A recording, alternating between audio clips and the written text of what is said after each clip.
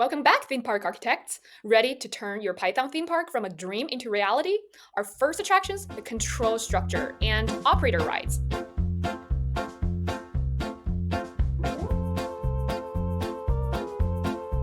Remember the thrill of visiting a theme park? The roller coasters, the merry-go-rounds, the haunted houses, each ride has its own rules, right? Python has something similar, and they're called control structures. Control structures are like the control booth of your theme park. They decide the flow of your rides, manage when the roller coaster loops, or when the haunted house doors open based on visitors' reactions. We learned about loops in our last lesson. Loops are a great example of a control structure that let us repeat parts of our code over and over. The haunted house with its unexpected surprises is like conditional statements full of surprises based on different conditions. Or the height check before a ride. If you're tall enough, condition is met, you get on the ride. Code within the if block is executed. If not, you have to wait. Code within the else block is executed. Let's learn a bit more about conditional statements using another analogy. How about traffic lights? We can imagine each color in the traffic light as a condition, and the traffic's response as the action. The if statement is the curious fortune teller of coding. It asks, what if? When it's raining, the if statement decides, take an umbrella. Now meet the else statement, the master of backup plans. If it's not raining, the else statement has a plan B ready. Wear your sunglasses. And here's the else if statement, the multitasking fortune teller, checking one condition after another. If it's cloudy after it's not raining, the else if suggests take a jacket. In Python code, we use elif.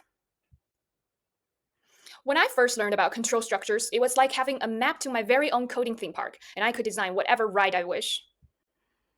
It's time to use your imagination. Imagine you're the architect of a digital Python theme park. If you had the power to create your very own Python control structure, what kind of ride would you invent?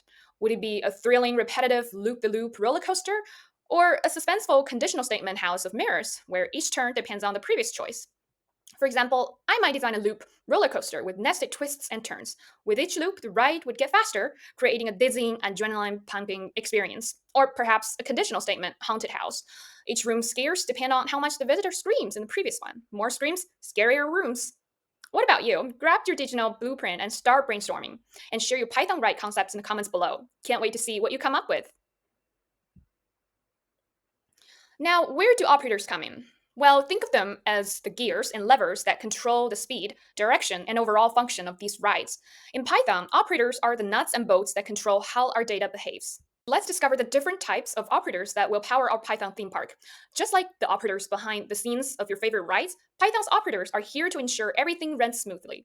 First up are arithmetic operators. They're like the engineers calculating the speed of our roller coasters and the height of our Ferris wheel. These operators include addition, subtraction, multiplication, and division.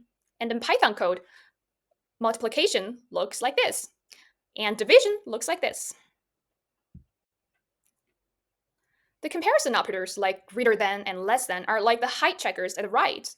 They help to decide if you're tall enough to enjoy the thrill of the roller coaster or still need a bit more growing to do.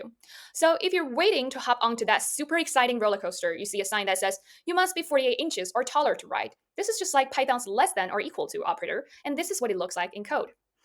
It means if you're exactly 48 inches tall, you're good to go. And if you're towering over that 48-inch mark, you're still good. But if you're even a smidge below 48 inches, no roller coaster ride this time. We also have the equal to and not equal to sign. All of these operators can be used to compare numbers, strings, and other data types, and they always return either true or false. Next, we have logical operators. Think of them as the decision makers, working out whether it's safe to start a ride or if it needs maintenance. In Python, these are and, or, and not. The and operator can help with setting multiple conditions. Imagine there's a super exclusive roller coaster ride that only lets you on if you're taller than 4 feet and you've got a VIP pass.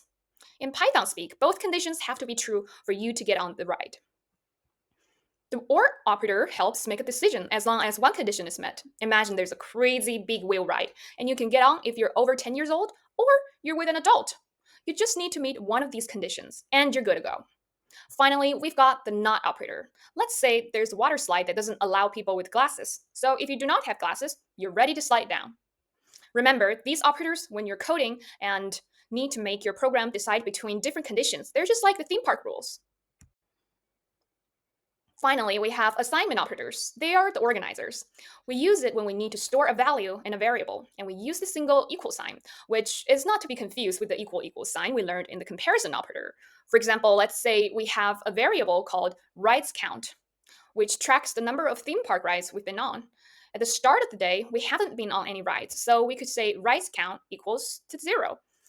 As we go on rides throughout the day, we use the assignment operator to update rides count. After the first ride, we could say rides count equals to 1. After the second ride, rides count equals 2, and so on. The assignment operator is like the gatekeeper at each ride, noting down each ride you've been on and updating your rides count. Here's another opportunity to use your imagination.